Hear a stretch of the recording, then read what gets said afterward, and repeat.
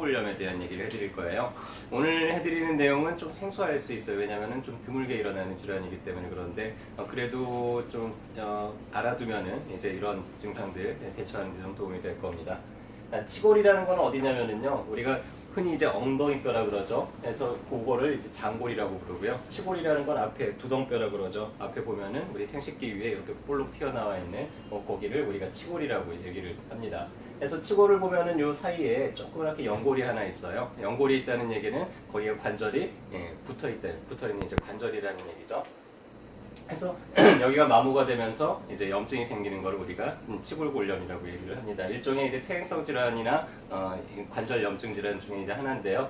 여기가 염증이 생기면은 그러면 이제 통증이 어떤 식으로 나타나면 이 근처에서 이제 아프거나 혹은 요 옆으로 이 다리 안쪽으로 내려가는 신경들이 이 근처를 지나가요. 그래서 그 신경이 건드려져서 이 다리 안쪽으로 좀 저리거나 아픈 그런 통증들을 이제 느낄 수가 있습니다. 진단은 보통 엑스레이를 찍어보면은 관절에 문제가 있기 때문에 뼈가 울퉁불퉁하게 이런 식으로 이제 보이게 되죠. 그리고 뼈끼리 자꾸 부딪히다 보면은 뼈가 석회화가 되어 딱딱해지기 시작을 해요. 그래서 음영이 하얗게 증가가 된 음영을 보면서 여기가 지금 관절 퇴행성 변화가 생기고 있구나라는 걸 보고 진단을 내리게 됩니다. 자, 이제 특징적으로 여기에 염증이 생긴 급성기 때는 관절이라는 거는 관절이 좁아지는 방향으로 움직일 때 통증을 느껴요. 관절이 벌어지는 방향으로 움직일 때는 별로 통증을 안 느낍니다. 그래서 이 치골 여기가 좁아지는 방향으로 움직일 때 통증을 느끼는데 우리가 보통 보행을 하다 보면은 여기가 이렇게 쓸리게 되거든요. 그래서 치골에 골염이 염증이 생겨 있는 분들은 보행이 약간 이렇게 팔자식으로 이런 식으로 이제 걷는 게 좀 특징이에요. 여기가 아프니까. 그래서 그런 거를 보고 우리가 거기에 문제가 있구나라는 거를 그런 특징적인 보행을 통해서 우리가 알 수가 있겠죠.